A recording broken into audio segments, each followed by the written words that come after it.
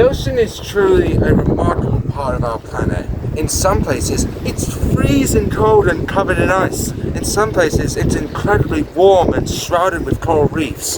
One of its most incredible ecosystems is actually found here in Eastern Beach and right across the road. It looks like a plant we often see on land, but it's actually the only type of flowering plant that can grow under the sea. It's as old, maybe even older than the dinosaurs, and it's considered to be the third most valuable ecosystem in the world. Any ideas what it is? That's right, it's seagrass. Found everywhere from the tropics to the polar regions, seagrass meadows are an incredible place, and the ocean's green fingers.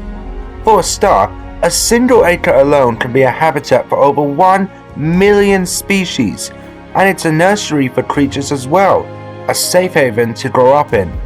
On top of this, the roots act as an ocean stability device, protecting the seafloor and coasts from storm damage. Meadows store carbon 35 times faster than the Amazon rainforest, maintaining the climate. It acts as a filter, stopping damage from agricultural runoff, and some fisheries, like Queensland, are completely dependent on seagrass meadows. Yet despite all its miracles, we are at a time in history when seagrass meadows are under threat like never before.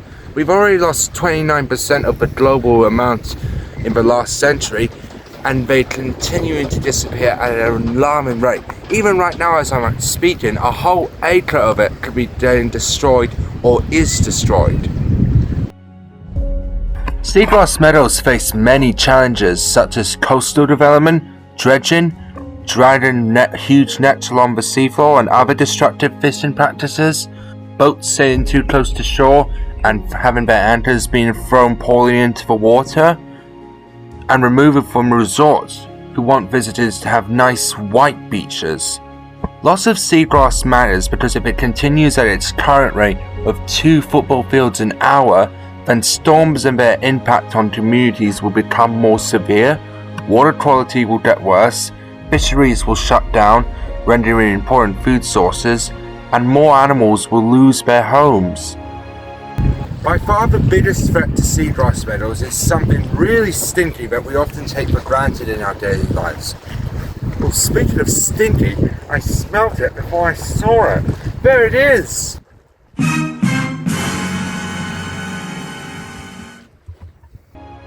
You didn't expect that, did you? Dog poo is something that we don't like seeing or stepping on. But what if I told you that this is a major threat to seagrass survival? Along with agricultural runoff from farms and sewage overflows, when dog poo enters the ocean and breaks down, it can cause high nutrient levels in the water.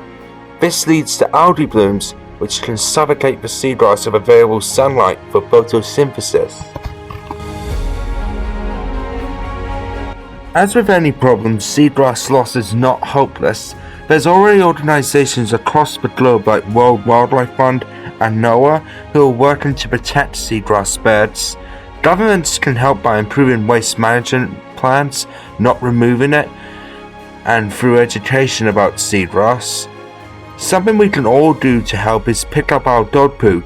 Yes, the next time your dog takes a dump, think about seagrass, the threats they face from high nutrient levels from dog poo, and the incredible diversity of life that depends on these underwater meadows.